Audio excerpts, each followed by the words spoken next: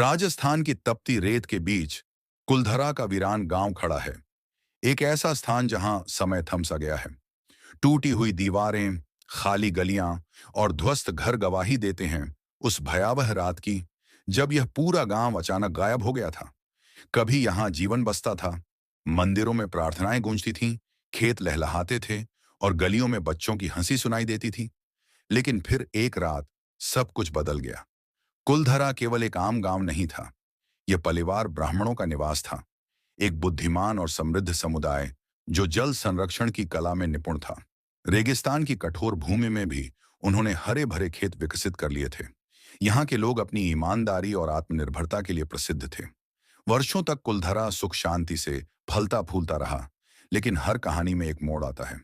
जैसलमेर का निर्दयी प्रधानमंत्री सालिम सिंह इस समृद्ध गांव की ओर अपनी लालची नजरें गड़ाए बैठा था।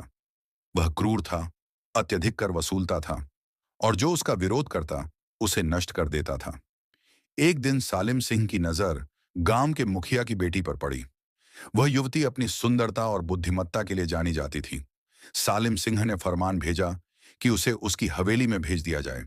यदि गांव वालों ने इनकार किया तो वे गंभीर परिणाम भुगतेंगे। गांव वालों के लिए यह घोर संकट की घड़ी थी।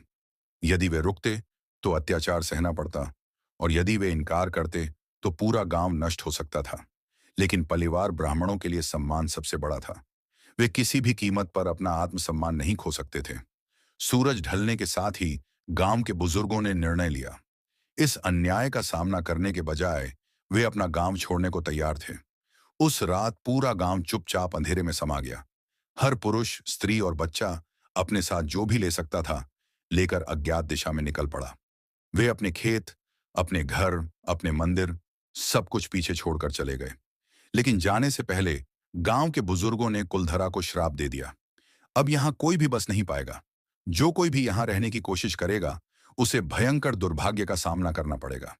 सुबह जब सालिम सिंह के आदमी कुलधरा पहुंचे तो वे स्तब्ध रह गए।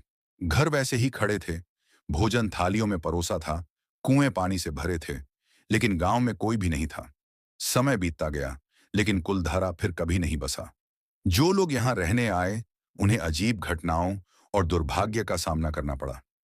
कुछ ने अज्ञात शक्तियों की मौजूदगी महसूस की, तो कुछ ने अजीब आवाजें सुनी। धीरे धीरे लोगों ने इसे श्रापित मानकर छोड़ दिया। आज भी कुलधरा खंडहर के रूप में खड़ा है, अपने अतीत की कहानियां सुनाने को तैयार। रात में जब तेज हवाएं चलती हैं तो ऐसा लगता है जैसे गांव के भूले बिसरे लोग अब भी फुसफुसा रहे हों। शायद वे आज भी अपने खोए हुए घरों की ओर लौटने का रास्ता ढूंढ रहे हैं, लेकिन कुलधरा का श्राप उन्हें कभी वापस नहीं आने देगा। अगर आपको यह कहानी पसंद आई तो लाइक करें, शेयर करें और सब्सक्राइब करें। बेल आइकन दबाना न भूलें ताकि आपको और भी प्रेरणादायक कहानियां मिलती रहें।